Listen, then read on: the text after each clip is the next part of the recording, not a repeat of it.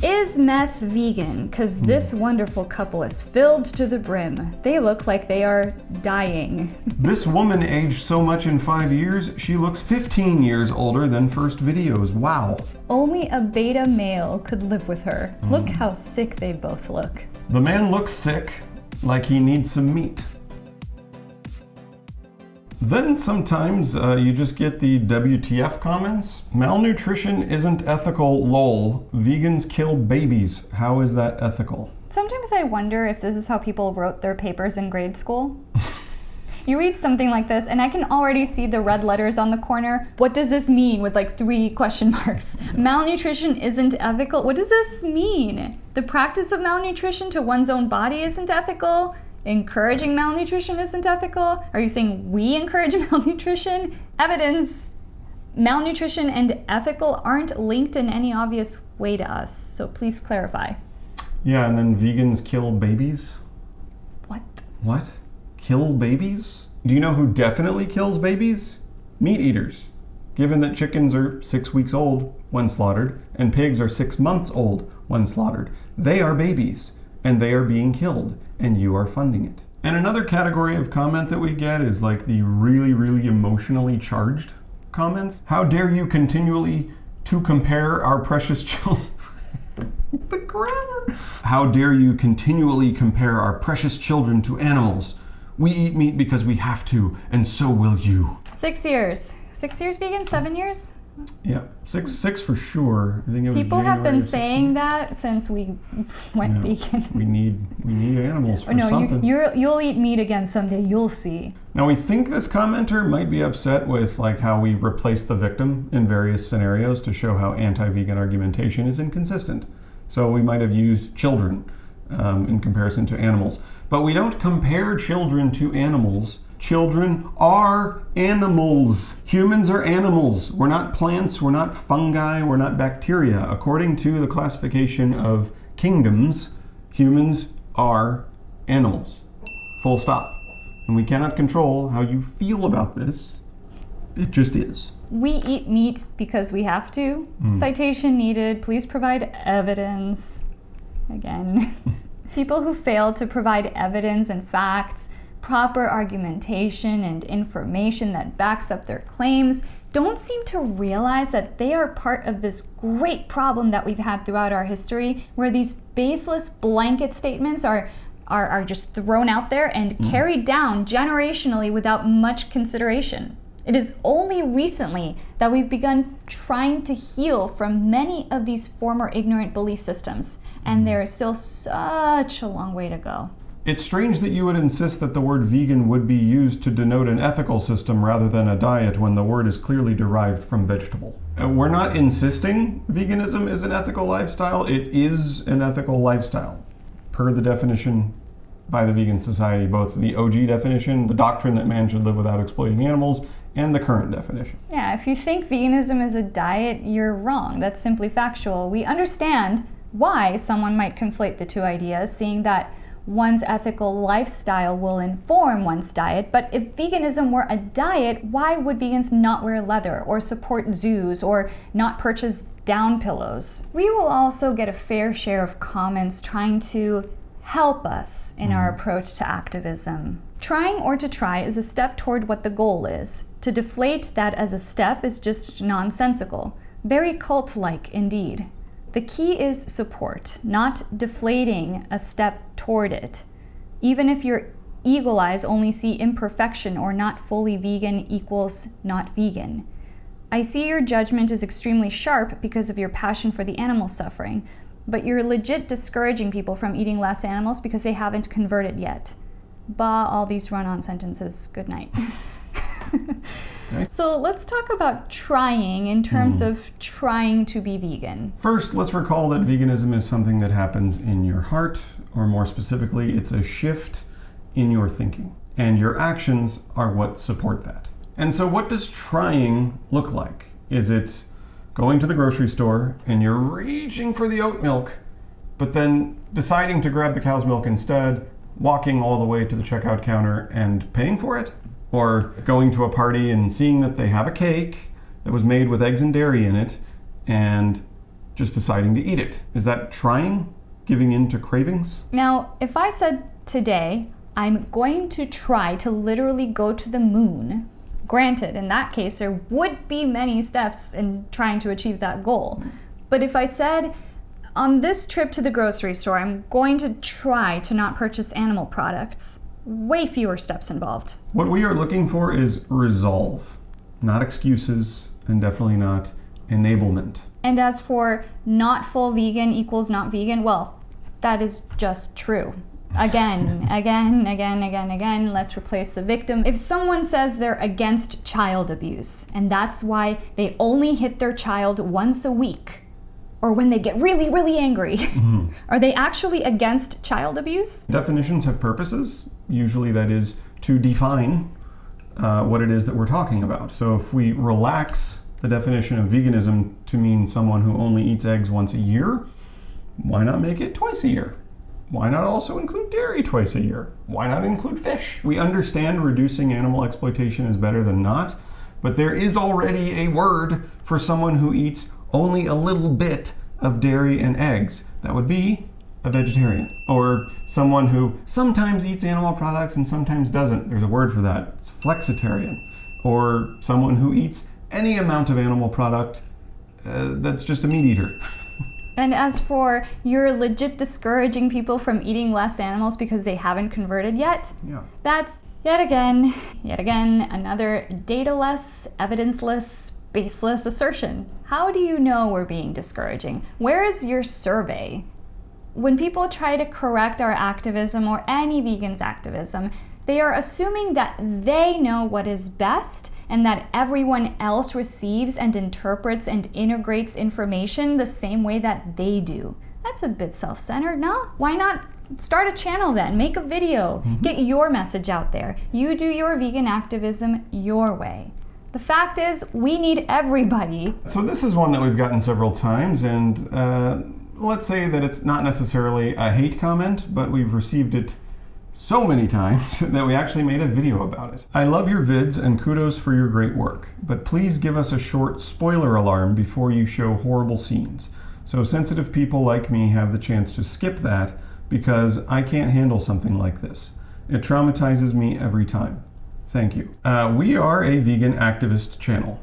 We will occasionally pepper in footage to illustrate our points and to back up our claims. If we were to issue spoiler warnings at the beginning of each video, which are, by the way, mostly meant for non-vegans, do you think anyone would watch that footage? We actually believe that most people, not just sensitive people like you, but most people would find the footage disturbing. That is the point. We find it disturbing. We are also sensitive, but this isn't about us or our feelings. We've put ourselves first for way too long. This is about the victims, and to say that you can't handle the footage, oh my goodness! To say that you can't handle the footage is of lesser importance to us than the actual physical and emotional pain and suffering that the animals are enduring for people's taste pleasure. And people need to see that truth. They need to see what they are contributing to. We've not only watched footage, we have been there. We've been at the slaughterhouses, at the dairy farms. We've seen it with our own eyes. Yes, us city folk. And we very well may have trauma ourselves because we attended animal vigils 3 times a week for over 18 months. We literally pulled innocent animals off of slaughter trucks, rescued them, and in order to do that, there is a lot that you will witness and a lot of emotions that you might need to just put somewhere else in order to stay focused on the victims. And the way we redirected these emotions was by doing something about the problem, going at it from the source. When you witness the suffering and cruelty that exists, either firsthand or secondhand, it creates a sense of urgency, a drive, a motivation. It makes the problem very real and it fuels the desire to make a change. That's how we transmute those feelings. We turn our emotions, our feelings into action. And one of the most important things I think that we did, that anyone can do, is simply get footage and share it.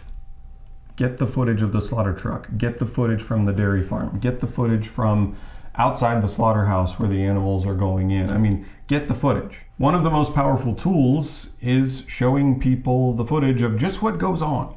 Not, oh, this one farmer was abusing this one pig. No. This is just normal, standard practice. This is how the pigs come into the slaughterhouse. This is what they do to the pigs in the slaughterhouse. This is how the pigs leave the slaughterhouse.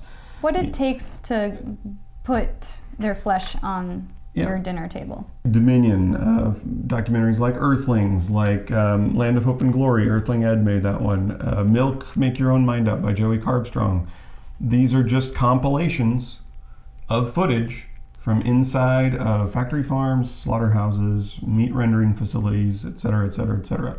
It just is. It is what's going on, and it's very important to share that. Lastly, we get a ton of comments that are purely written with an attempt to hurt us, to hurt our feelings, to trigger us by insulting our family members. Are you really getting IV fluid and oxygen to a pile of chicken nuggets? This was, by the way, the video we made about Jackie passing away. I'm sure that talking chicken tastes so good. That was on the Day in the Life video that we made about Tony and Jackie. We did a review of the documentary Dominion, and someone wrote, watching this while eating chicken wings. The emoji attached to it, I'm not sure if that's like a oh shoot or a it's kind like a of sarcastic, unclear, but that actually is a common thing that people say is like, oh, now I'm gonna go eat double the 2 burgers instead of 1. Yeah. Or I'm watching this while eating a steak. Yeah. Everyone's always eating a steak. Those chickens look delicious. With the tasty smiley face there. These are even lower than ad hominem attacks because they are directed at innocent victims. We as humans have a voice. We can express our thoughts and feelings in a written language, and verbally, and communicate with other humans. While non-human animals express their thoughts and feelings in their own languages, and they do not have a voice in our animal enslavement system. They cannot ask for their rights in the same way that humans have asked for equal rights in the past and continue to ask for equal rights today. So when we read comments that attack non-human animals, it's like picking on someone who can't fight back. Someone telling us they enjoy the taste of chicken flesh because they know that we live with chickens, or calling a beloved family member a pile of chicken nuggets, only speaks to their immaturity and their inability to formulate a coherent argument. It's basically a fight or flight response, and because their position on veganism is so painfully weak, and their debate skills are so poor, they either have to run from the situation altogether or resort to attacks like these. Or on YouTube, it's kind of like both. It's like leaving a little attack and then scurrying away into the shadows. These comments are the epitome of hate comments. And by the way, I will never stop kissing my chicken. So that's it for this video, guys. Thank you so much for joining us. Hi, Gracie May. For those of you who watch regularly, you know. Just in time. Well, you would know that Gracie May makes sure to always make an appearance. You like being on YouTube, don't you, baby? Yeah, my baby May. Gracie. I want to say another huge thank you to all of our patrons on Patreon. Feel free to become a patron yourself. The link is below. Check out our vegan swag on Etsy. And until the next video, bye. Oh, Gracie.